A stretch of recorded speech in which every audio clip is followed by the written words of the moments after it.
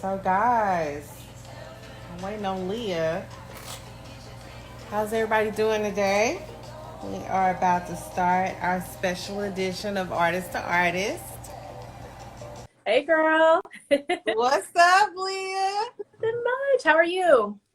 I'm good. How are you? I'm doing great. I'm I'm delirious. That's what I am. Ditto. But you know why? Yeah, I feel the same way. Are you excited about this interview? Yeah, I'm excited to see what questions you're gonna ask. Everything's gonna be on the fly, so that's exciting. I promise I'll only get all up in your art business. I won't go anywhere else.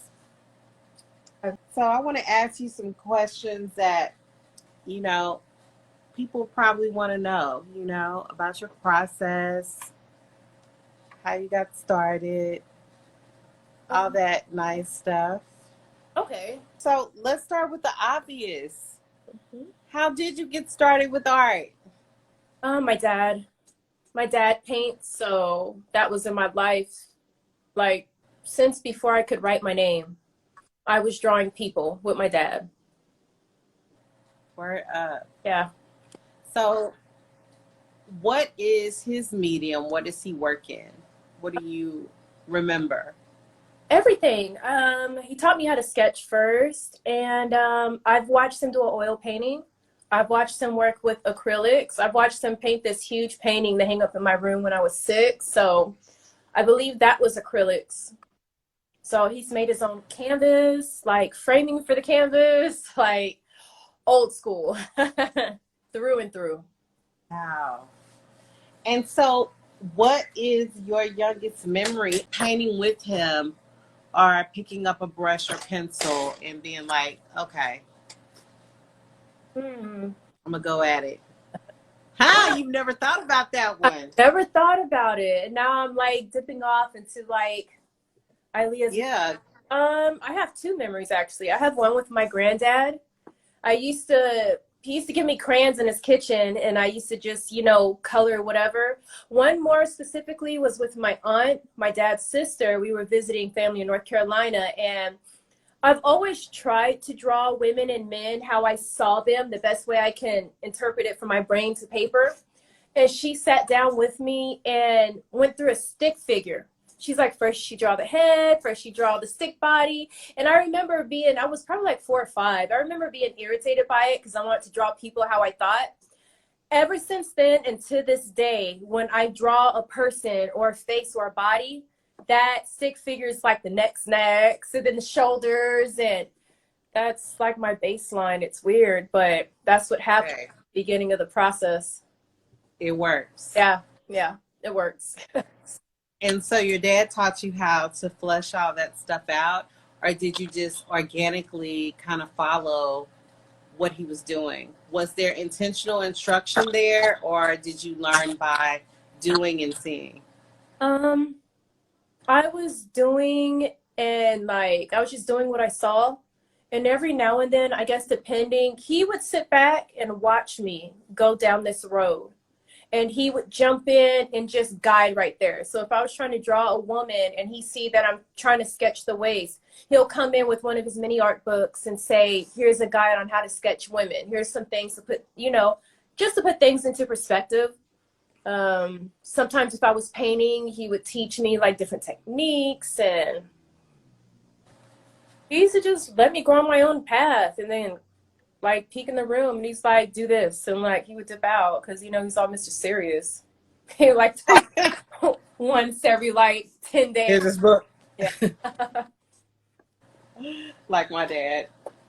So you're literally living your life right now as a full-time artist. And I want to know about your journey to that place. And when you decided that you wanted to be a full-time artist, what was the tipping point? What were you doing right before you made that decision? Yeah, I did that on purpose. I know, but I want them to know. um, I got out the military, used my GI Bill, my post 9/11 bill, went and got my degrees, and I worked for an engineering firm in Arlington, Texas. Great experience. We did all the highways, like all throughout DFW. Like that was us. And I was a drafting engineer, so they give me the numbers and their calculations, and then I sketch it. I only picked it because I'm like, art, nah, this was on the computers all day long. Like, I was not digging it because it was like click, click, click, click. And I thought it was going to be kind of like get to sketch and do whatever. Basically, I was experiencing prejudice at this workplace in Arlington. And I was the only Black person, first Black person there. There were other minorities, but I was that one and only first Black person. And I got tired of it. I got blamed for something real crazy, and I got tired of it. I was going home depressed. And, it makes you wonder when you go through racism, what a group, an oppressed group goes through in a whole. Like, this is what, you try to comprehend what 400 years of oppression look like. And I went through it for like 2 years working at this place, and I was depressed. And the tipping point was I got blamed for something, and they all said what they wanted to say in front of me. And I went home and I was like, I'm never coming back. I didn't tell them I wasn't coming back. I was just like, I can't do this. My husband was like, no, you shouldn't quit. And then I was like, yeah, I'm doing it anyways. You're like, I'm doing it anyway. Yeah, but I wasn't like, trying to screw him over or anything. Pretty much, he went to work the next morning. He was like, serious? I was like, yeah, I'm not going to work. But I went on to Craigslist, and God was like, boop, right there on that Craigslist. And he was just like, showed me this listing. And the listing was a British lady named Layla looking for help doing murals throughout the whole Metroplex. And I was like, I can paint. I can do this. Let's do this. And pretty much, like, I was watching her. I was like, painting was so fun. Music, like, it was the best job. To go from that to racism to like this job doing what I love with music in my ears. We only talked during lunch. And I watched her, and she taught me the business side of art. And I was like, yeah, I'm not going back to working for anyone. You were all in after that, right? That it was going to be a struggle, but once you find a system, grab that momentum and keep going, don't stop. And it's been a struggle, but yeah, I took a deep breath and jumped off the cliff. Didn't know if I was going to make it or not. So yeah. Look, I think it's better to struggle at something that you want to do than struggling at someone else's dream. Guys, please don't beat me up. I'm not talking about 9 to 5 people. If you love your job, there's nothing wrong with that. I've had plenty of jobs that I absolutely loved, and it was someone else's dream. I'm talking about if you're supposed to be out doing something totally different, and you're struggling there, it can be a lot. Yeah. I-22 God. So we got some people coming in here. So what do you think has been the most challenging thing about being a full-time artist? So, when you have a 9 to 5, you get to be like a private, like in the military, privates have no responsibility. They just show up to work, take orders, somebody like micromanages, tell you that you're good, you could go home, you go home, no worries, and you go to sleep, and that's it, you just return to work. So 9 to 5, it's easy. You go to work, you deal with people here, micromanage over here, and you get to go home, and that's it. When you have your own business, there's no such thing, and it becomes an issue where I need to go to sleep and I can't because your mind's going. Because there's so many times where you still have that 9 to 5 mentality and you slip up and you fail. Where you show up at an art show and you're like, how can I forget the second table? Or you show up at an art show and you're like, how can I forget the double tape? How can I forget the tags that shows the name and the price of the painting? And I mean, that happened to me like a million times before I learned. Me too. It happened and I was like, so. Me too. I mean, you got to grab a system. That's the only difference is nobody is there to micromanage and yell at you. Everybody is like, the crazy thing is too, you get nervous when you're doing your own business because you're like, oh, they're watching me. Oh, they're going to know that this is missing. Nobody cares. Whatever's missing, they're not going to notice because they don't care. They just want to see something that looks like a product you're presenting to them, and then they go skip about their merry way to the next artist. Nobody cares. And then once I realized that, I was like, yeah, I'm going to finagle. I'm going to finagle a little bit. Hey, Shonda. Like, Hi, Shonda. so many times I forgot stuff, and I'm just like, yeah, this is art. I'll just throw something there. This one show, I grabbed like a fake plant from this like office desk or whatever, just put it on my, I forgot like so much stuff, but nobody knows. They're just like, oh, groovy. Yeah, she's in the nature. Forgot half my stuff. No, I have my stuff. It happens. It's part of the process. I think that's probably the only takeaway that I can take from having customer service jobs, which I hated, was kind of learning, making lists, how to present yourself, even though it was more telephone etiquette, how to speak to people. Right. Still have a little trouble with that, but it definitely helped me. So I'm thankful for that part of it. I'll keep it there. Yeah, definitely. So I was a little nosy. Let me see if I can pull it up. I want to show some of your work while we're on here. Nosy. Oh. Peace. Let's go back. So, Leah, what I noticed consistently about your page and your art is that it's very intentional, especially with color palette. So I want to be nosy and I want to know, how do you come up with your color schemes for your paintings? Very intentional. It is. I think overall, since we did talk about earlier being an entrepreneur and everything, I think overall it has to do with my goal. And I think that is some advice I've gotten from some people that is in the game, traveling throughout the United States, and people who have been artists in the game for like 20, 30 years. They have a goal. Every time they reach this goal, they have another goal. And the next goal is, whatever their image is. I have a goal, and my image is Black girl / minority girl, whichever, because you see all my women aren't like really just like Black girls, but chic, like hippie chic. Like, I don't see it. I've been called a hippie or whatever, but I guess my vibe is Definitely a vibe. like down to earth. Yeah, it's really down to earth. I guess because of my dad. He's complete like Jimi Hendrix hippie type Parliament funkadelic thing he still got going on. On the center. I think that take that, and I don't know how, but I want hippie and chic and everything girly incorporated. And I think my answer is I'm still finding it. That's where my color palette comes from. I'm trying to be smart about what I know about the color wheel from what I was taught, but gold, whites, pinks, really light colors. I still struggle with this color palette because I have to think about what can be hung in someone's living room. You know what I mean? I went from art. It does not seem like you are struggling with color palettes. It seems like you are winning in the color palettes. Very soothing. I absolutely love it. Even on your page, like there's like a feel, like you go through the page as a whole, which is it seems very intentional to me and very soothing. Like because I screenshot your page as a whole, I just looked at it, I was like, this looks really cool. So tell me about your attraction to pink.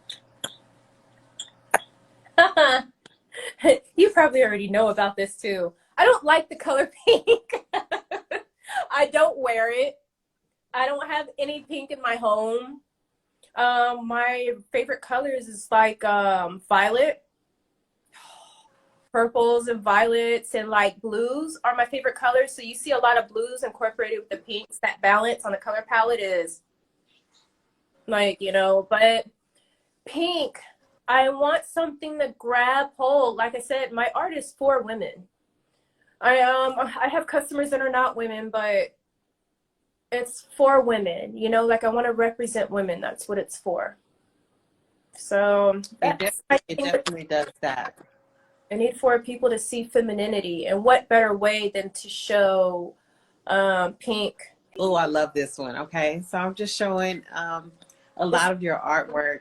I don't know if you can see, but um, I was wanting to get a little weird with it. So I had like this fabric that was just donated to me. That's a Dollar Tree frame, just spray Love painted it. purple. I had to add my purple in there.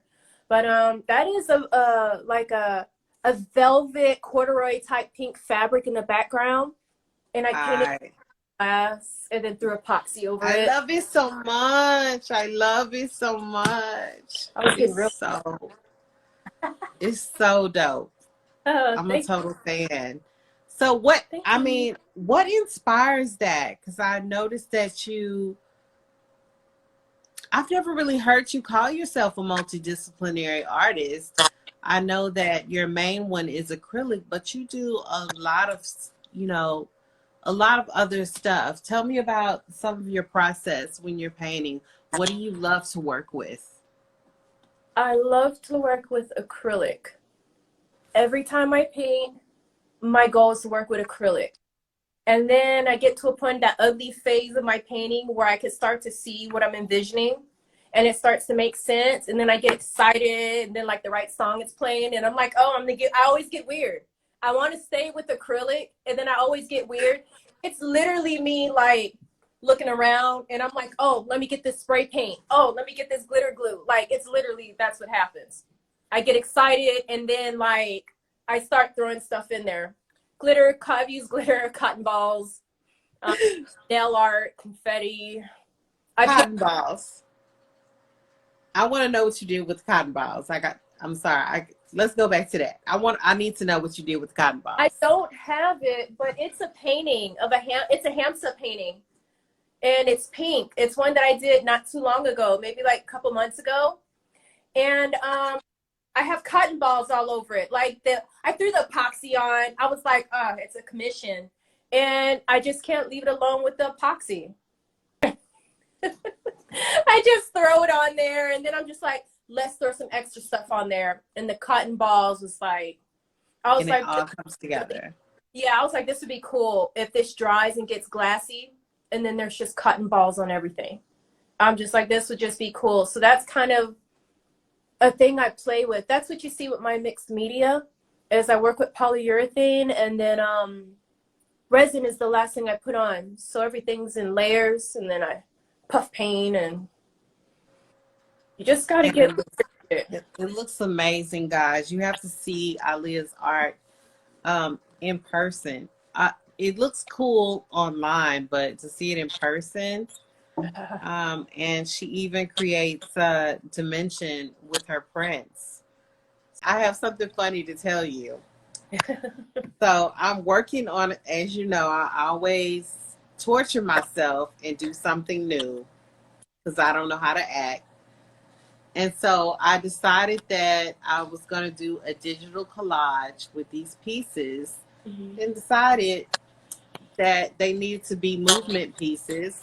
So I'm outside this morning attempting to do all of these. I am not a dancer. I'm none of that. It was so funny. I got winded like maybe 2 minutes past. Yeah. You would have been laughing, girl. It was crazy. You're, But you're hopefully all of this stuff that's going on in my head will, come together. Yeah. yes. So you're being your own model for your next art project. Yeah. I do it a lot. Yeah, So I do that too. I can only be on Google for like 10 minutes and I'm like, I can't find what I'm looking for. And then I'm like, Tony, here. And I'm like, like, yeah, take this picture. and then, Yeah, yeah. because I paint better from reference, and it is sometimes just easier. I would love to have just models around me all the time, Me too. but I can't keep torturing my family to do it. So, they're kind of tired of it. Yeah, yeah. It's so funny that you talk about that because there's been times where I have a vision and I have Tony take a picture of me the first time I did this, I painted a woman that just completely different face, skin color, hair, everything. You couldn't even see her face. And people are like, is that you? Like, I'm at an art show and I'm just like, ah, and they're like, that's you. And I'm like, no, no, no, you know? No. Or like, What are you talking about? I had another painting of a lady holding a huge trash bag full of like, you know, big old like wheat nugs. And people are like, that's you, huh? And I'm like, no. Why do you say that? It's not me. What are you talking about? Oh, I have to get better at hiding instead of like. Me too. Yeah, that is tough. Hey, man, you got to do what you got to do. That's what I say. Yeah. You got to do what you got to do. I don't want people to and be like, oh, I don't want her hanging on my wall, you know? Because that's, yeah. I don't want to be on people's wall like that. They'll be all right. I'm on people's wall, so it is what it is. Yeah. It's the mind of an artist. But I've got your, also, I want to tell other people that she also does jewelry. Oh, yeah. Just like me. She got her hands in pots. I got my little rose quartz necklace on that you made for me when you were at the Ladies in Art show. I was trying to decide. I was like, should I put this one on or should I put the gummy bear one on? Quartz, yeah, that one I love. It's so organic. Just the raw rose quartz and the I make them with hemp cord, and I try to make everything. And people don't know this because hemp cord, it stinks like slobber. I don't know why. When you get on the spool, it just has a smell.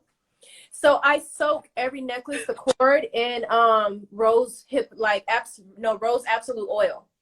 So then like it's just Wow. yeah. So I don't know. It's just a thing. That extra effort. Yeah, the smell smells good. It's really good energy. And then especially if you leave your crystal out in the sun, like got a whole bunch of stuff going on. Your atoms are obtaining the energy that's in the crystal. Yeah. So Yeah, I remember when you were at the Ladies in Art show and you were selling it, and I was like, oh, this is so pretty. I want to say that, you know, I got it because I knew it signified something, but I didn't. So there's that. I didn't know. I just got it because I thought it was cute. yeah, I think it's, I don't know, it's love, roses, you smell them, it makes you feel happy. Can't break out from hemp. I don't know who's allergic to that, but you know, you don't really hear about that so much. And there's somebody out there because there's always somebody allergic to something, but Allergic to something, right? yeah. Yeah, I haven't really heard about anybody being allergic to hemp either, but I'm not saying it's not possible. Yeah. So what do you have going forward during this particular season? I know you have a few things that are going on right now, but what are your plans with your art career? I know you also take the dun dun dun.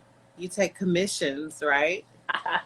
Yeah. Big commissions. Yeah. My goal for 2020, but Rona just did what she did, and 2020 is going to be a busy year. I had so many things booked up across the country. Like I wasn't going to be in Texas that much for the summer. I like really had some. Right.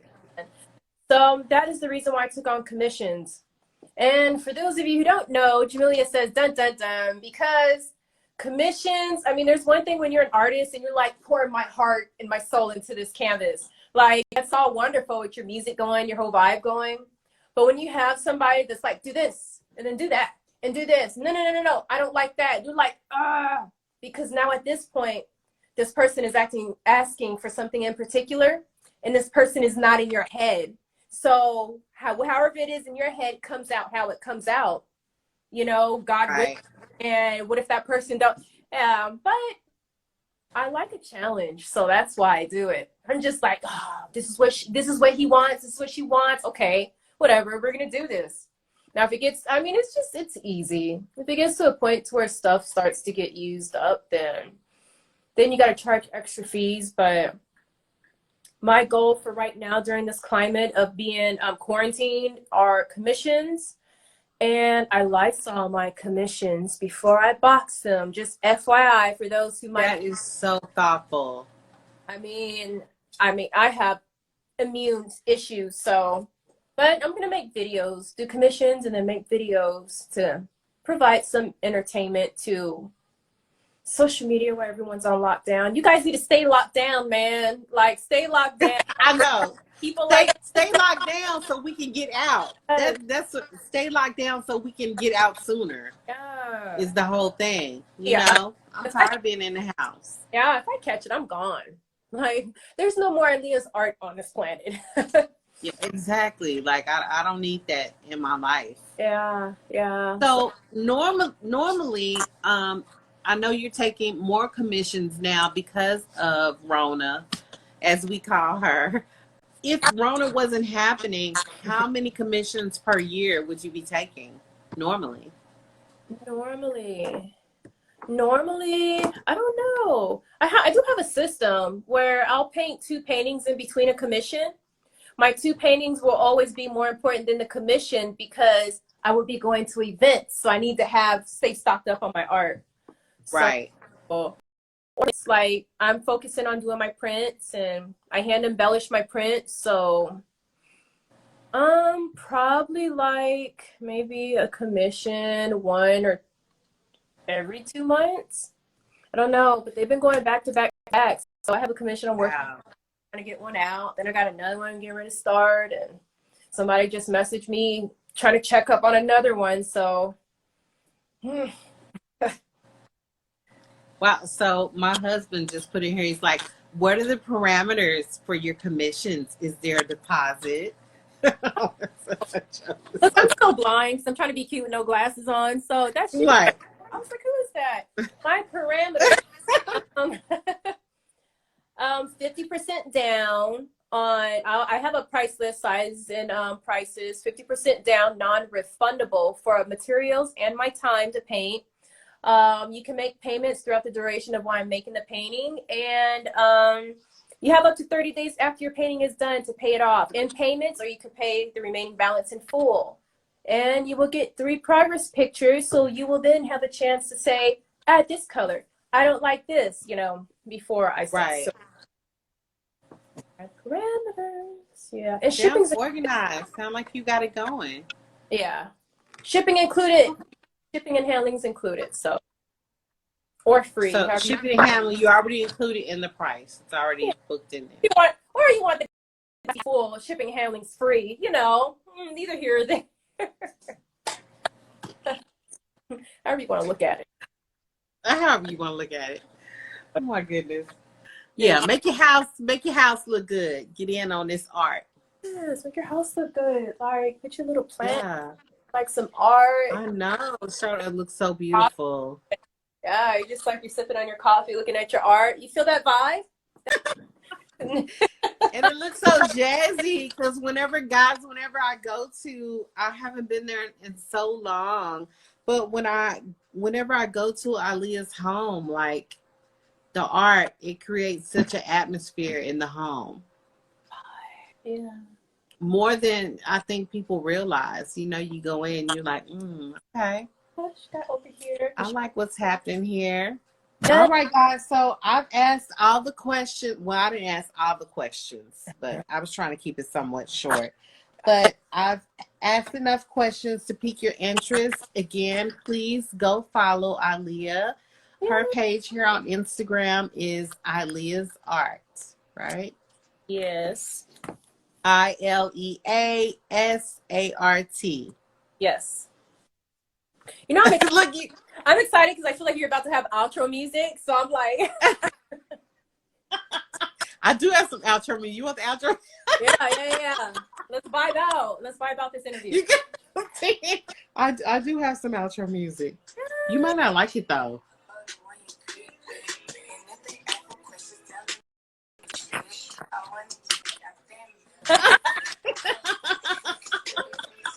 I'm so goofy. Everybody only can see how goofy I am with you. Yeah. All right, sis. I'm gonna let you go, and I'm gonna let you get back to painting. Yes. I know that's what you're ever doing. Oh yeah. And I guess I'm delirious, so I'm gonna go to sleep. So I'm gonna skip this night of we usually have house party with each other. I know, I was drinking coffee. I was like, I gotta get with it because I'm You gotta get with. straight black coffee. It's I've been waking up at 3 o'clock in the morning. Like, it's so weird. I haven't woke up that early since I was in the military. Never again. Yeah, I'm not a fan. So, yeah, there's that. Well, I might get on house party with you because I want your opinion on these pieces that I'm working on anyway. But I won't be on there long. Okay. Ooh. Oh yeah, house party would be fun. If you guys don't have house party, get it. Get house party because it's a house party where you get the video. It's a house party. The app. And you can get on there and be goofy with us. App and look for me on there. Hit me up. Let me know that you got the app because we be on here just like we be playing. Like nothing to do with being in bed like this, the phone, just painting. I know. Yeah, playing and painting. I like being on there with you and Shonda because y'all like constantly doing something. It's like this. No. Yeah, girl. All right. Well, I had fun talking to you. This is my first interview with you, Leah. Tried it. Yeah. Gotta do more. Look at her. She's like, gotta do more. It's all good. Yeah. Do the outro music. See y'all later. I heard. Bye, sis. Bye. Bye, you guys. Guys, make sure to follow Ilea at Ilea's Art. That's ILEA SART. Okay, she is pretty amazing. So go on her page and bless yourself. Thanks for tuning in. Have a good night.